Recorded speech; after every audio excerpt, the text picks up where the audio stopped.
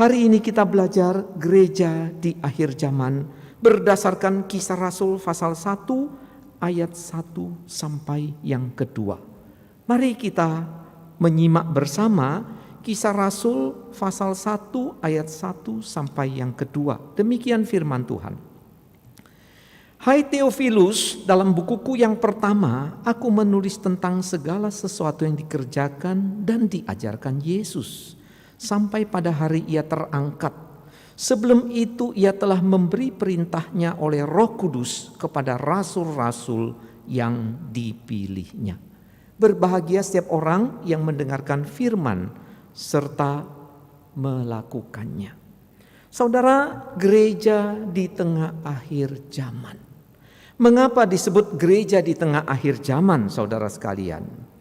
Saudara, gereja di tengah akhir zaman itu adalah maksudnya gereja berada di akhir zaman. Kisah Rasul ini merupakan bagian kedua dari tulisan Dr. Lukas. Dia juga seorang ahli sejarah. Saudara, dia menulis satu kitab yang terdiri dari dua bagian. Bagian pertama dikenal sebagai Injil Lukas. Bagian kedua dikenal sebagai kitab Kisah Para Rasul. Ini merupakan kebiasaan zaman dulu. Satu karya tulisan terbagi dari beberapa bagian. Ya, sehingga bagian pertama, bagian selanjutnya diberikan introduksi, diberi kata pengantar oleh sang penulis. Nah, begitulah Lukas, sang dokter dan sejarawan. Bagian pertama adalah Injil Lukas. Bagian kedua adalah Kisah Para Rasul. Nah, saudara sekalian, dia menulis ini di dalam Kisah Para Rasul pasal 1 ayat 1. Dia kembali mengingatkan dalam ayat 1 itu segala sesuatu yang dikerjakan dan diajarkan oleh Yesus. Maksudnya apa? Ini adalah kesimpulan dari Injil Lukas. Yesus sudah datang, dia sudah mati, dia sudah bangkit. Nah, karena itu dalam Kisah Rasul pasal 1 dia memberi pendahuluan, rangkuman dari Injil, atau dia mengutip tulisannya pada akhir kitab Lukas sebagai pendahuluannya. Nah, jadi kita mempelajari, saudara sekalian, bahwa Injil Lukas menceritakan tentang Yesus yang datang. Dia mengajar, dia berbuat, akhirnya dia mati, dia bangkit, dan dia naik ke surga, kembali ke surga. Kisah Para Rasul memulai Yesus yang sudah naik ke surga tidak berhenti bekerja. Dia tetap mempedulikan dunia ini, dia tetap berkarya melalui siapa? Melalui para rasul, melalui murid-muridnya. Jadi saudara sekalian, gereja perjanjian baru. Jadi sebetulnya istilah gereja itu bukan pada gedung, tapi orang-orang percaya. Orang percaya pada perjanjian lama, itu disebut gereja. Nah, di dalam perjanjian baru, setelah Tuhan Yesus mati, bangkit, naik ke surga, dia mendirikan gereja pada zaman perjanjian baru. Nah, saudara sekalian, gereja perjanjian baru itu berada di tengah-tengah masa antara Yesus yang mati bangkit naik ke sorga, kedatangannya yang pertama dan kedatangannya yang kedua. Ini adalah disebut akhir zaman, saudara. Itu ajaran Alkitab. Nah, banyak orang keliru pemahamannya tentang akhir zaman.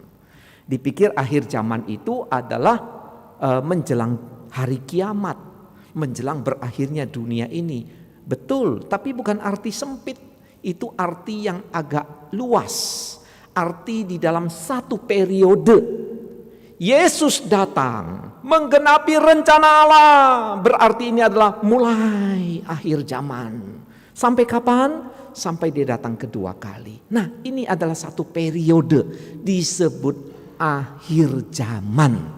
Ya, nah saudara, banyak dan suka orang berspekulasi. Oh, akhir zaman, ini COVID-19 sudah diramalkan oleh Alkitab. Gak ada, saudara. Tidak ada ajaran Alkitab itu COVID-19 atau virus yang lain. Tidak ada spesifik. Tapi jelas Markus 13 menunjukkan pada akhir zaman ini dunia bukan semakin baik. Injil Markus pasal 13, Tuhan Yesus sudah mengatakan dunia ini semakin rusak. Ada kekacauan, ada peperangan, ada gempa bumi, ada kelaparan, termasuk di dalamnya ada pandemi. Cuma dibicarakan secara prinsip saja. Ini situasi akhir zaman. Dunia bukan makin baik, dunia makin buruk dan menuju kepada bencana demi bencana. Tidak ada pengharapan.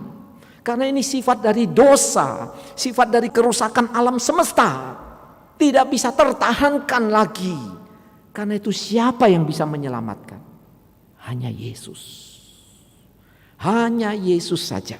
Nah, karena itu mari kita belajar gereja di akhir zaman. Bagaimana orang-orang percaya itu dibangun oleh Tuhan, dipanggil oleh Tuhan, diutus oleh Tuhan untuk berperan di tengah-tengah akhir zaman ini. Nah, saudara, saya membagi khotbah ini menjadi 3 bagian berdasarkan 2 ayat ini. Ya, yang pertama, gereja didirikan oleh Yesus. Ya, gereja didirikan oleh Yesus. Saudara sekalian, kita melihat bagaimana Tuhan mendirikan gereja Perjanjian Baru.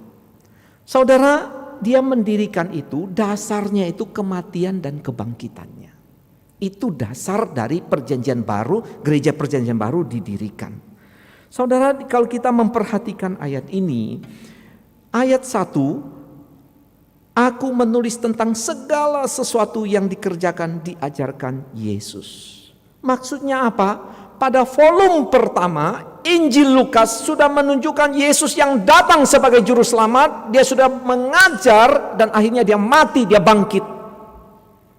Dialah menjadi dasar adanya umat percaya, adanya gereja, adanya orang-orang beriman. Ini dasarnya, saudara sekalian. Jadi Injil Lukas mengisahkan tentang Yesus mati bangkit menjadi dasar gereja. Ada orang-orang yang percaya kepadanya. Dan orang-orang inilah yang diutus di tengah dunia, di tengah akhir zaman. Ini yang disebut gereja. Jadi gereja bukan gedung, bukan asetnya, bukan uangnya, bukan kemegahannya, tapi pada manusianya.